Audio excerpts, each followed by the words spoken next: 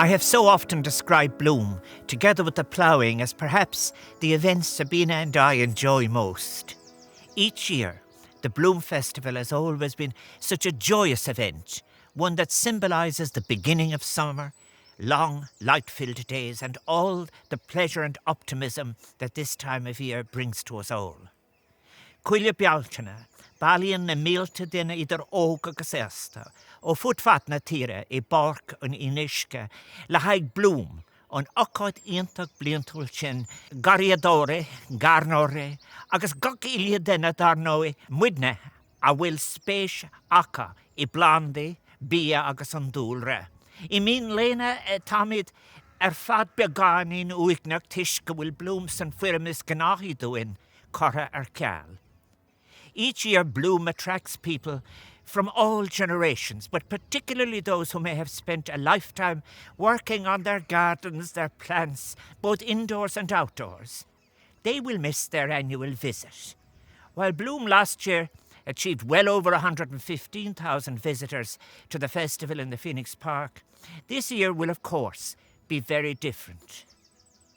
The COVID-19 pandemic, which for so many of our citizens has had such tragic personal and societal consequences, has also resulted in public health guidelines that require all mass social gatherings and festivities to be either cancelled, postponed, or radically reimagined.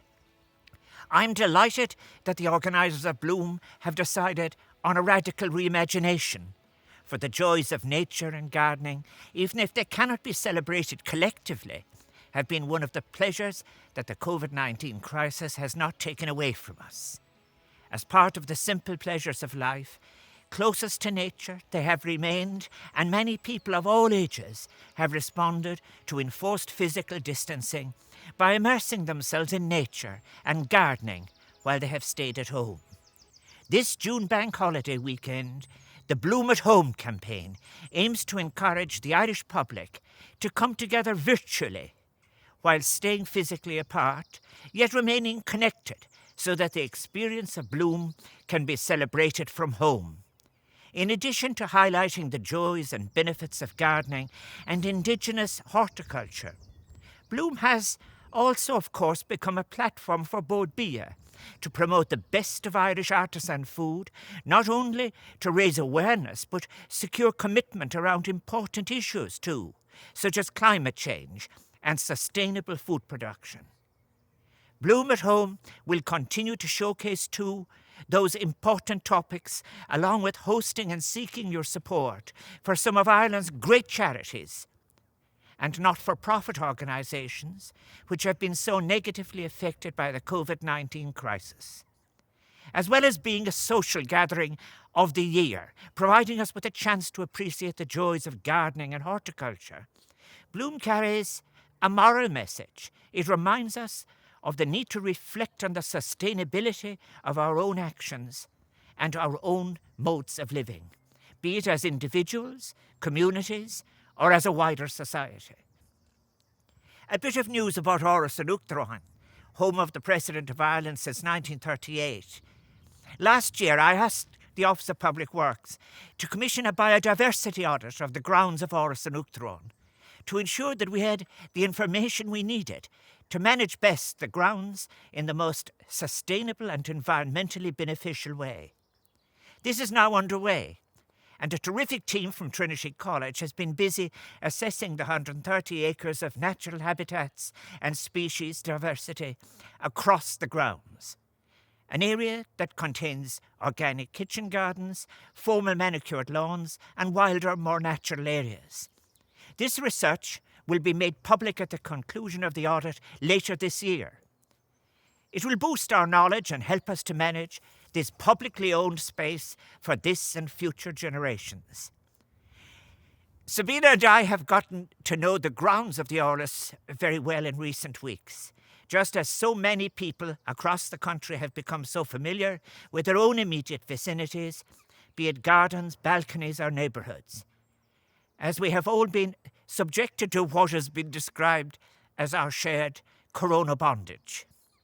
Sabina has made many suggestions in recent years, including public sculpture and memorial trees, and they add to the visitor experience here in the Oris, as well as being important in themselves. One of the most remarkable aspects of the crisis has been perhaps a newfound or restored consciousness of the abundance and vitality of nature over these past weeks, as the country slowed down to a quiet hush. The world has never been so quiet in our lifetimes, perhaps, enabling us to hear the birds sing their dawn chorus more clearly than ever. And the pollinators have returned in greater numbers, for nature is, of course, oblivious to the crisis that has enveloped us. There is a great reassurance in this, and a humility, necessary too, that comes from the realization of our place in the ecosystem and appreciation for the resilience and renewal of nature. It encourages an acknowledgement that this dark chapter will eventually pass. Another perverse, if positive, outcome of the crisis has been the reduced environmental pollution and harmful emissions that have resulted from the lockdown across the globe. The year 2020 is likely to be a year in which the lowest levels of greenhouse gases will be reported globally, perhaps for many decades in so many cities of the world. Smog has lifted and the quality of the air has improved. However, when the crisis is over and we return to our schools, colleges, offices and factories, we must ask ourselves, how can we ensure that we do not revert to where we were before the crisis unfolded? Public support for environmental issues encourages me to believe that we will not. We cannot permit this to happen. Perhaps the good news is that a new form of collective enlightenment has emerged regarding our shared future on this vulnerable planet, that there is growing evidence that we all desire to follow the path to a just and ecologically sustainable future, with a sustainability in our economic and social life that allows for a nurturing environment which enables human flourishing in its widest sense. I don't need to remind gardeners, horticulturalists and nature lovers that you are custodians of the land and that your actions play a huge role in helping Ireland to tackle the biodiversity and climate change challenges that remain our greatest existential threats.